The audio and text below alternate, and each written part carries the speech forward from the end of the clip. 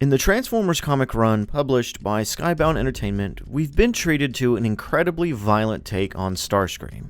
I've already covered this cruelty in a video on this channel a few months back. You see, back when issue number 7 of the comic came out, I was pretty sure that Starscream was dead. The writer of the comic, Daniel Warren Johnson, is not shy to kill off well-known characters to display the brutality of the Transformers. At the time, I thought that maybe Starscream would come back as a ghost, like he did in the original Generation 1 cartoon.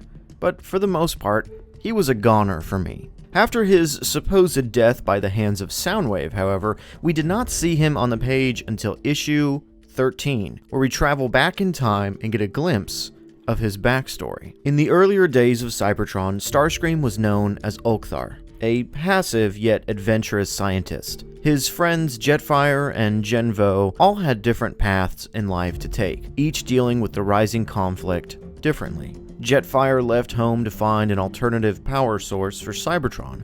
Genvo signed up to fight alongside the Decepticons, but Okthar chose to stay neutral. Okthar thought little of the world's problems, as even in the midst of a growing war, he chose to act in self-interest when blowing up a nearby weapons depot to simply get a reaction out of the Guardian robots flying overhead. This moment is played off on the page kind of as a way to show Okthar's disinterest in the conflict that's going on in his worldview. Again, as this war is starting to grow beneath his feet, it really means nothing to him. He only wants to have these massive titans wave back at him. He's really just interested in himself. But his passiveness cannot last forever, as later we see that Genvo is gravely wounded in front of Okthar's lab. In his dying moments, Genvo chooses to remember the good times he had with his friends, but to Okthar, these are just fleeting moments. Memories that serve no purpose anymore. He has nothing. He is nothing. That is, until someone steps in to make him something. This comic does a wonderful job not only showing us Megatron's glorious entrance, but also the Autobots' entrance. As the reader, we know that the Autobots are the heroes of the story, and yet they are introduced here as the villains to Starscream's origin. But on top of that, Megatron is not portrayed as the hero to rival the Autobots, but rather, he is also portrayed as a force of violence.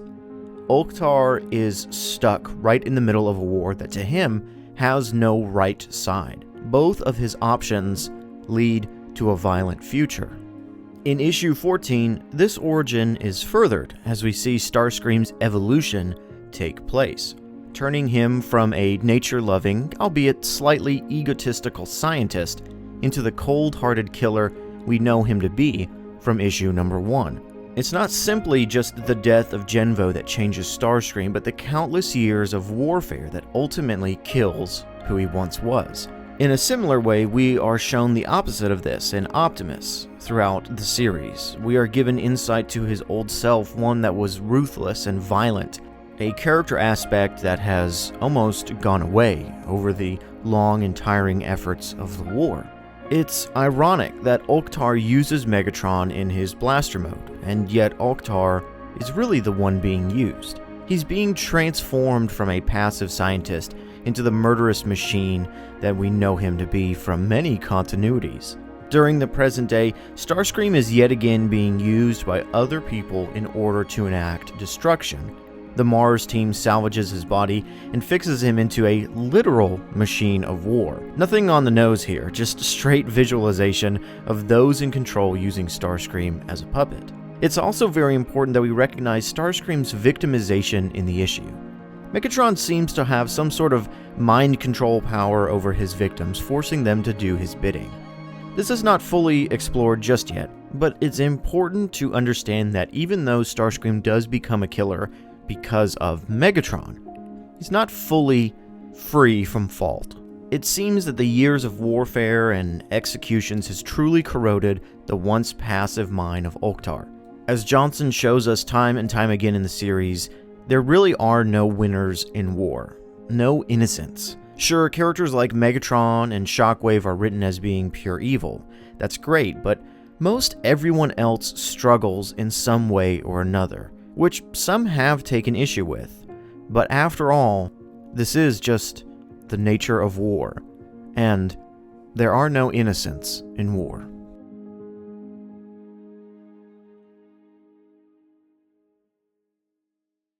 Hey everybody, finally the Starscream video is probably what you're thinking. Well, issue number 13 for Skybound released, and I started writing down my thoughts for Starscream, and I had kind of set things up in a way that I could release the video on Starscream when issue number 14 came out, but I felt that I just didn't have a lot to say, a lot of quality thoughts to talk about Starscream, and so I decided to wait. Issue 14 came out, we got busy with some other big videos, so finally I was able to circle back around and talk about Starscream.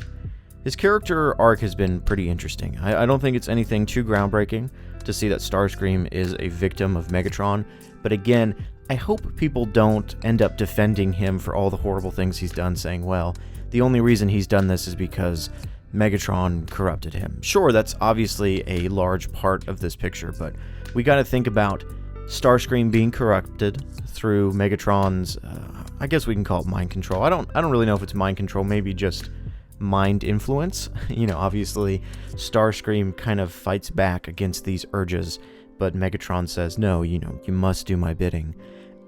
It's interesting how Megatron has that power, and yet he can't really use it himself. It's required that others utilize Megatron in his gun mode to exact his true potential. I think that's a really cool idea that Daniel Warren Johnson has brought in. But Starscream is obviously a victim in this sense. He is kind of forced into this life because of his poor choice to join Megatron. Now, that being said, while again he is a victim in this sense, we have to think about issue 1 and onwards, when Megatron's influence is not around. Starscream is so eager to exact destruction on everything and everyone he sees that you can tell that, okay, sure, he definitely was mistreated and used by Megatron in the past, and that has probably done its lasting damage. So Megatron is to blame, at least at this point, I believe, for the Starscream we have these days, but Starscream is to blame for the continuation of this. This is not a message to say that, hey, if you were mistreated at some point in your life, then you can only be evil. Of course not. Of course that's not the message here. Starscream, though, is so far gone that he chooses to continue that cycle of violence and rage. And we also see some of his original aspects come out. He's very egotistical in issue 13. He's only thinking about himself. And he still only thinks about himself when he's the Decepticon leader. And so it's going to be great to see what we see next of him in issue 15 and 16. Obviously, looks like we're heading towards kind of Starscream's brigade from Generation 1.